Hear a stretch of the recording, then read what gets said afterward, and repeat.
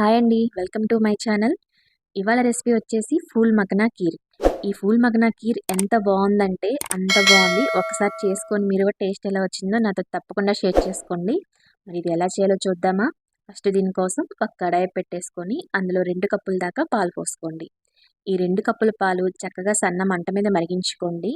అందులోకి మనం ఒక మిక్సీ జార్ తీసుకొని అందులోకి 10 పిస్తా పప్పు, 8 బాదం పప్పు, 8 జీడిపప్పు, అలాగే ఒక ఇలాచి, వీటన్నింటినీ చక్కగా పౌడర్ చేసుకుందాం. మరీ మెత్తగా వేసేస్తే పేస్ట్గా తయారవుతుందండి. దాన్ని కొంచెం ఇలా పౌడర్ లాగా చేసుకోండి. ఇప్పుడు స్టవ్ మీద ఒక ప్యాన్ పెట్టేసుకొని అందులోకి 1 కప్పు దాకా పూల్ మఖనా తీసుకోవాలి. ఈ పూల్ మఖనాని లో ఫ్లేమ్ మీద వేయించుకోవాలి. అస్సలు హై ఫ్లేమ్ కానీ మీడియం ఫ్లేమ్ కానీ పెట్టొద్దు. ఇలా లో ఫ్లేమ్ మీద వేయించుకున్న మఖనా క్రంచీగా తయారవుతుందండి. అలా క్రంచీగా తయారయ్యే వరకు వేయించుకోవాలి. ఇప్పుడు ఇది రెడీ అయిపోయింది. దీన్ని మనం బౌల్లోకి తీసి పెట్టుకుందాం. ఇలా క్రంచీగా రెడీ అయిన పూల్ మఖనాని బౌల్లోకి తీసి పక్కకు పెట్టేసుకుందాం. ఇప్పుడు పాలు స్టవ్ మీద పెట్టుకున్నాం కదా, ఆ పాలు సన్నమంట మీద ఇలా మరుగుతూ ఉన్నాయి. ఇలా పాలు మరుగుతూ ఉన్నప్పుడు మనం ఇందాక డ్రై ఫ్రూట్స్ పౌడర్ తయారు చేసి పెట్టుకున్నాం కదా, ఆ డ్రై ఫ్రూట్స్ పౌడర్ని ఇప్పుడు యాడ్ చేసుకుందాం. చూసారు కదా, ఇట్లా నాకు 1/2 కప్పు దాకా డ్రై ఫ్రూట్స్ పౌడర్ అయితే వచ్చింది. ఈ డ్రై ఫ్రూట్స్ పౌడర్ని ఇలా పాలల్లో యాడ్ చేసుకొని ఇంకొక 5 మినిట్స్ దాకా అలా మరిగించుకోవాలి. ఈ ఫూల్ మఖానా వల్ల చాలా హెల్త్ బెనిఫిట్స్ ఉన్నాయి. కొంతమంది దీన్ని చాట్ మసాలా వేసుకొని నేతిలో వేయించుకొని తీసుకుంటారు. ఇంకొంతమంది చాక్లెట్ మఖానా తీసుకుంటారు. ఆ రెసిపీస్ ఇంకోసారి చూపిస్తాను.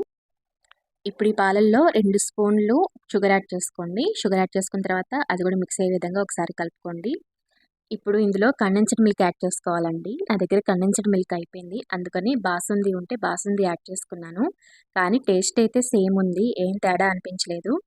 బాసుంది టేస్ట్ కూడా చాలా బాగుందండి. ఇప్పుడు ఈ బాసుంది, మిల్క్, మా డ్రై ఫ్రూట్స్ పౌడర్ మొత్తం బాగా మిక్స్ అయ్యే విధంగా ఒక 5 నిమిషాలు ఉడికించుకోండి.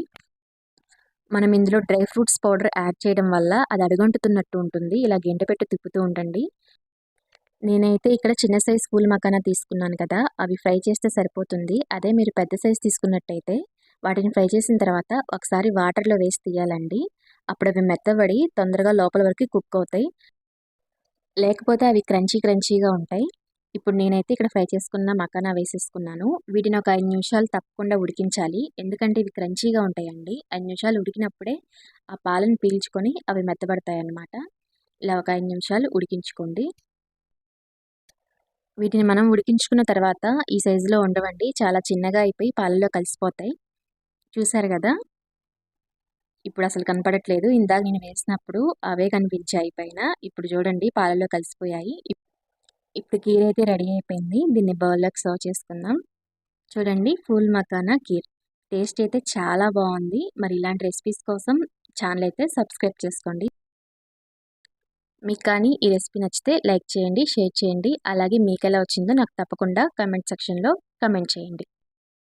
ఇంకో మంచి రెసిపీతో మళ్ళీ కలుద్దాం. అంతవరకు bye. Thank you for watching.